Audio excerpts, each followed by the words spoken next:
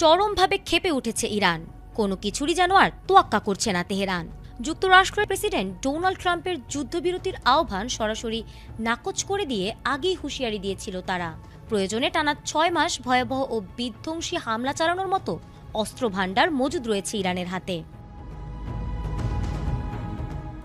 Ali Larijani ও কাশেম সোলেইমানির মতো শীর্ষ নেতৃত্ব হত্যার পর আরও ক্ষুব্ধ হয়ে উঠেছে তেহরান। সেই ক্ষোভ থেকেই একের পর এক হামলা চালিয়ে যাচ্ছে তারা। যুক্তরাষ্ট্র ও ইসরায়েলকে লক্ষ্য করে শুরু হলেও এবার মধ্যপ্রাচ্যের অন্যান্য দেশেও হামলার পরিধি বাড়িয়েছে ইরান। সৌদি আরব, কাতার ও সংযুক্ত আরব আমিরাতে গতকাল থেকে একের পর এক ক্ষেপণাস্ত্র ছুড়ছে তারা। লক্ষ্য যেন একটাই, অঞ্চল জুড়ে মার্কিন সামরিক উপস্থিতি সম্পূর্ণভাবে ধ্বংস করে দেওয়া। আর এই প্রেক্ষাপটে কাতারের বৃহত্তম শিল্পাঞ্চল রাস লাফফানে ভয়াবহ হামলা চালিয়েছে ইরান।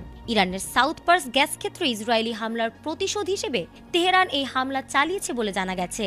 কাতারের প্রতিরক্ষা মন্ত্রণালয় জানিয়েছে, ইরান থেকে ছোড়া ৫টি ব্যালিস্টিক ক্ষেপণাস্ত্রের মধ্যে ৪টি ভূপাতিত করা হলেও একটি শিল্পাঞ্চলে আঘাত হানে।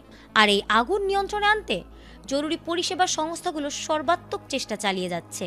এর আগেও রাস লাফফানের গ্যাস অবকাঠামোতে হামলা চালিয়েছিল ইরান, তবে হামলার পর সৃষ্ট আগুন নিয়ন্ত্রণে আনা হয়েছিল বলে দাবি করেছিল কাতার। কিন্তু কয়েক ঘন্টার ব্যবধানে আবারও আগুনের ঘটনা সামনে আসায় নতুন করে উদ্বেগ তৈরি হয়েছে কাতারবাসীদের ভেতর। অন্যদিকে কাতার এনার্জি জানিয়েছে, হামলায় শিল্পাঞ্চলটিতে ভয়াবহ আগুন ধরে যাওয়ার ফলে স্থাপনার ব্যাপক ক্ষয়ক্ষতি হয়েছে। তবে অগ্নি নির্বাপক দল দ্রুত আগুন নিয়ন্ত্রণে আনার ফলে এখন পর্যন্ত কোনো হতাহতের খবর পাওয়া যায়নি বলে জানিয়েছে দোহা।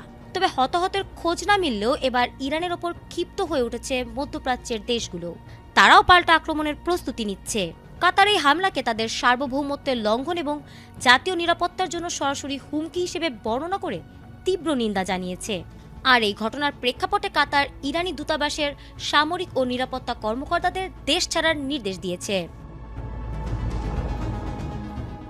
একই সময় সৌদি আরব ও সংযুক্ত আরব আমিরাতের জ্বালানি স্থাপনাগুলোকেও ইরান লক্ষ্য করে ভয়াবহ হামলা চালিয়েছে।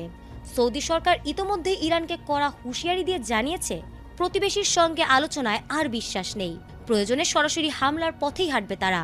বিশ্লেষকদের মতে ইরানের এই ধারাবাহিক হামলা যেন এখন পুরো মধ্যপ্রাচ্যকে এক ভয়াবহ সর্বাত্মক যুদ্ধের দিকেই ঠেলে দিচ্ছে।